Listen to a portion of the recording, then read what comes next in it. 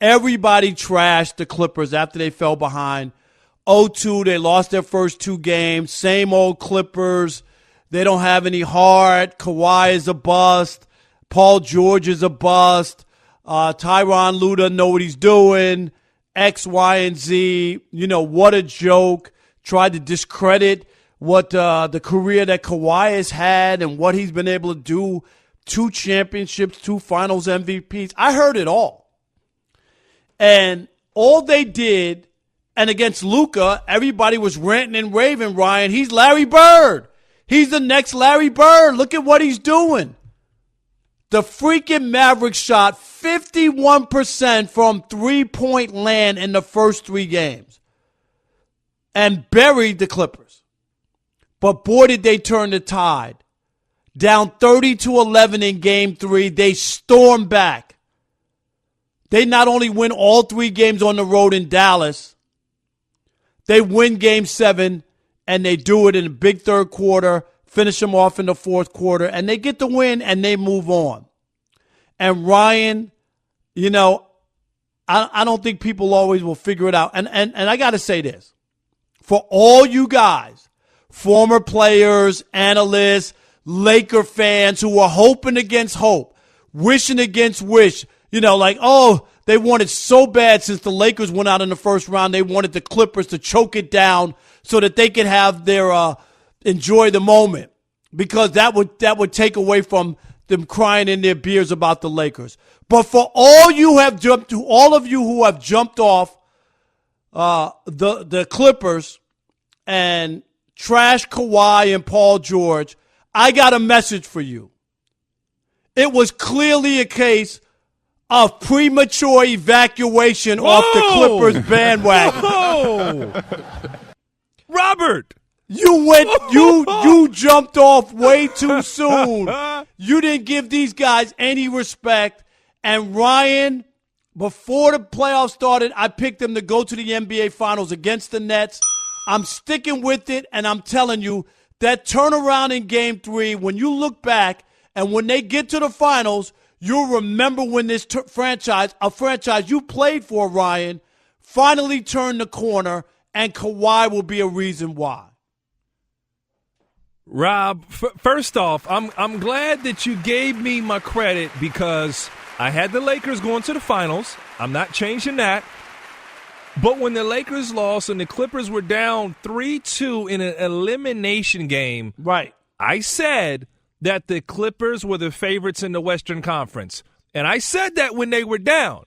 Now, ultimately, why would I say something like that? It seems like a pretty bad time to say that. For one, Luka Doncic is a matchup nightmare, and Dallas matches up extremely well with the Clippers. And we saw that Luka just needs help, and Luka's still all that in a bag of chips, Rob. He's doing it on his own, okay? Okay? He's doing it on his own, and guess what? Larry Bird ain't done what Luka's done. We'll have that discussion another day. No, that's another one, because we're going to get into that. Right, whatever. No all right, doubt. we'll get to it. But all I know is Luka couldn't win one home game. He was up 2-0 after winning the first 2 games on the road and choked down the series, losing 4 out of 5. So you could pile up all the numbers and how many percentage of the assists and baskets he was involved in. The bottom line is he lost. And so he Ryan, couldn't do it on. So the business, only knock is he couldn't do it on his own. No, that's your big. That's how you poo-poo him. Is that what he did when they won the first 2 games? Was it on his own, or was Tim Hardaway Jr. averaging 24.5? The team shot well from 3, but he did everything on his own. Who got him the basketball? When you listen, there are 2 players in the game today, literally 2, that can do everything. That can control, that can manage a game. It's Luka Doncic and LeBron James. Both of them have gone home, unfortunately. They didn't have help, okay? But there's only 2 players who can do everything for you, Luka and LeBron, and they've gone home. Don't judge them. But in terms of the Clippers, Rob, the Clippers match up well with everybody else other than Dallas. Yep, I'm with you. When you look at Utah's a traditional team. What do I mean? They actually play a center. They play a center who sets screens and rolls to the basket and blocks shots and doesn't guard the pick and roll well. You look at the Nuggets, same thing. Got a center. You look at the Phoenix Suns, DeAndre Ayton's a little more nimble, doesn't have the experience, but nonetheless, You're going to see the versatility in positionless basketball, and quiet as kept. You alluded to it, Rob, earlier. Kawhi Leonard may not have had the playoffs so far of Luka Doncic, but I would say he's in probably the third or fourth best performances. And Rob, if I want to list so far the performances we've seen, playoff performers, let me know if you disagree. I say Luka's up there. I felt like Luka had been the most impressive, even though he lost. I'm sure you're going to have something to say about that later on. I have Damian Lillard with his performance, even though he lost, and I have Kevin Durant and Kawhi Leonard. And I think that he's playing just as good as anyone, just the way that he plays. He's not an assist guy, so he can't take over like Luka Doncic. But Kawhi Leonard has been special, and we saw it in that Game 7, Rob. No doubt, and Kawhi became only the second player since Shaquille O'Neal in the 2000 NBA Finals to average 30 points a game on 60% shooting from the field in a playoff series. Ryan, that's crazy. It's four guys who have done it history-wise, a total of four. And it's Shaq, Kareem, who's the third guy, Rob G? I keep forgetting the third guy, and Kawhi. And the other two guys are centers. You know that. You're a big guy. You're supposed to shoot 60% from the field where most of your baskets are at the basket or dunks. He's shooting from the perimeter. And he shot 60% from the field in this series, which was incredible. No, Kawhi's on another level right now. And like I said, Luka is one of the rare guys who can control the game, but Kawhi just does it in a different way. He's not the vocal leader. He's not outspoken, but ultimately he's going to get busy on the defensive end of the floor. I thought that he finally slid over and guarded Luka as a primary defender. Ty Lue saved that for Game 7, which he was excellent in. But just the way that he scored the basketball, man, and when you talk about the faith in the Clippers, people also don't understand, Rob, Paul George didn't have a training camp. Paul George had surgery on both shoulders. The one mistake that Paul George had is he stepped into playoffs and called himself Playoff P.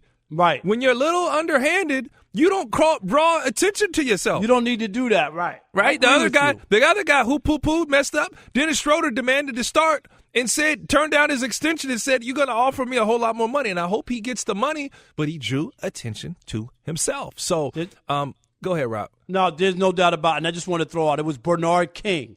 So those are the four players. Bernard King, who was unbelievable, Ryan, before he got hurt and hurt his knee, played for the Knicks mostly, and Kareem Abdul-Jabbar, Shaq, and now Kawhi Leonard. And I'm telling you, people keep living on the hapless Clippers, and they're no good. They were the number one three-point shooting team. They have guys who can defend in the perimeter, long guys, Paul George, Kawhi. I like their team a lot. I give them credit. And sometimes, Ryan, you know this, you played for 10 years. There comes a point in the season you have to get over. Do you know what I mean? Like you push through. And they were pushed to the brink. Nothing they face from here on out can be as daunting as what they just faced. Well, nothing. Rob, hold on, Rob. And I'm glad you gave me credit, and I want everybody to know, so I'm going to rub it in your face a bit. I was talking with you and Rodney Pete, and I told you that the Clippers had them right where they wanted them. And you guys annihilated me. But I had picked the Clippers from jump. You did pick them from jump, but you guys didn't want to hear that. They were down 3-2, and I said they found a defense for Luka Doncic. They found better yet, you found a lineup. That's what's impressive about Luka. It's not one man. It's not a certain defense. They found a lineup that had size with Terrence Mann playing point guard, who was absolutely excellent in Game 7. The young pup is coming on, and shout out to Ty Lue for benching Patrick Beverly and playing Terrence Mann. A lot of coaches wouldn't have the gumption to do that. No, you're right on the money. And a lot of coaches, and I've seen it in baseball managers. You know, they always say I gotta dance with the woman I brought to the, you know what I mean, who I brought to the party or whatever. No. If she's got two left feet and you get it, you got to move on. And a lot of guys are afraid because if it doesn't work out, they'll get criticized. But Ty Lue is different from a year ago. And it doesn't mean that Doc isn't a great coach. He won a championship. But it was time to move on. And I think I'm just curious. people still don't want to, I see on social media, Ryan, and all the other stuff. Oh, I'm going to give them credit till they win the championship. I don't want to hear Yeah, you can't be like that. If you just watch what you saw, a team that overcame a guy who put on some show in Luka, a team that shot 51% from three in the first 3 games, you overcome that, storm back. You win 3 road games in the playoffs, and you send Luka home for Larry Bird going home for the second time at the hands of the Clippers. And let me throw this out to you too. So some may say, why would you have Ty Lue stay and Doc Rivers go? What you just brought up is the difference. And I played for both coaches, under both coaches. Ty Lue in that Game 7 played Luke Kennard heavy minutes, and there were some DNPs there. Terrence Mann was a fourth quarter guy. Right. If that had been Doc Rivers, Doc in a Game 7 goes 7, possibly 8 deep. He ain't playing Luke Kennard, and Luke Kennard was excellent. I was questioning Luke Kennard on it, and Luke Kennard was absolutely excellent. But that's the difference with Ty Lue, because he ran our defense. And defensively, he kept trying different things on Luka. And it finally clicked. Right? He trapped him. They hard showed on him. They tried to play iso ball one-on-one and see if he you could tire him out. Then ultimately they tired him out, but he found a lineup that worked, Rob. So you do have to credit Ty Lue. And it's sad to me, this is a talk for another day, when you win a championship with LeBron James, i.e. Frank Vogel, Ty Lue, right. Those guys don't get credit. Zero. Nothing. Absolutely. All right.